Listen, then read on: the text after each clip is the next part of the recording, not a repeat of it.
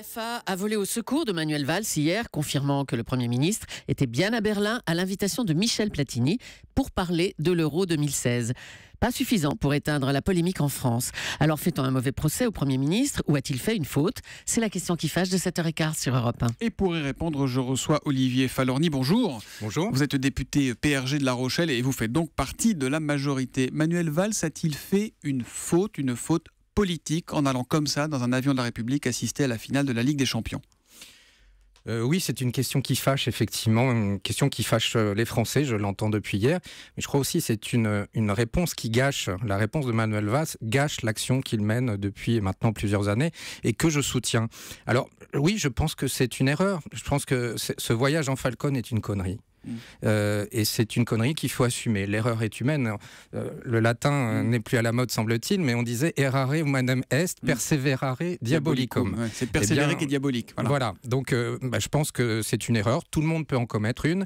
Il faut simplement la corriger, l'assumer. Mais l'erreur, c'est quoi? C'est d'y être allé? C'est d'y être allé en avion? C'est d'y être allé avec ses enfants sans le dire? C'est quoi l'erreur? Manuel Valls a droit à aller voir un match de foot avec ses enfants. Personne ne le conteste. Voilà, je crois qu'il travaille beaucoup et je pense qu'il a droit aussi à des moments de détente. Non, l'erreur, c'est d'y être allé dans un jet aux frais de l'État, c'est tout. Il aurait dû prendre un avion régulier et puis personne n'en aurait parlé. Et comment peut-il sortir de cette polémique maintenant, de cette situation? Vous savez, j'ai l'impression que cette affaire pourrait devenir le sparadrap du capitaine Haddock, c'est-à-dire une affaire que l'on se traîne comme un boulet, comme Nicolas Sarkozy s'est traîné l'affaire du Fouquet's pendant tout son quinquennat. C'est le Fouquet's de Manuel Valls, vous pensez? Sur son image? Non, je comparerai pas, mais effectivement, en termes d'image, ça peut être assez dévastateur, alors que ça correspond pas au personnage. Mais là, il y a une erreur de communication manifeste. Et alors que Manuel Valls est un grand communicant. Mais vous savez, il y a un moment où quand on est Premier ministre, peut-être qu'on se rend plus forcément compte de ce que peut générer dans l'opinion publique des choix, et c'est aussi à l'entourage d'alerter. Vous pensez que c'est un signe du fait que le Premier ministre serait coupé de l'opinion publique? Il y a un proche de François Hollande qui a dit, sous couvert d'anonymat à l'AFP, c'est le signe d'un décrochage avec le peuple. C'est un décrochage aérien peut-être. Alors, il ne faut pas que les hommes politiques soient trop dans la stratosphère et qu'ils ne prennent pas des avions à la légère. Plus sérieusement, je crois que c'est surtout, vous savez, quand vous travaillez beaucoup, quand vous donnez beaucoup de vous-même, il y a un moment où vous ne mesurez peut-être pas le poids du symbole. Et là, on est dans le symbole.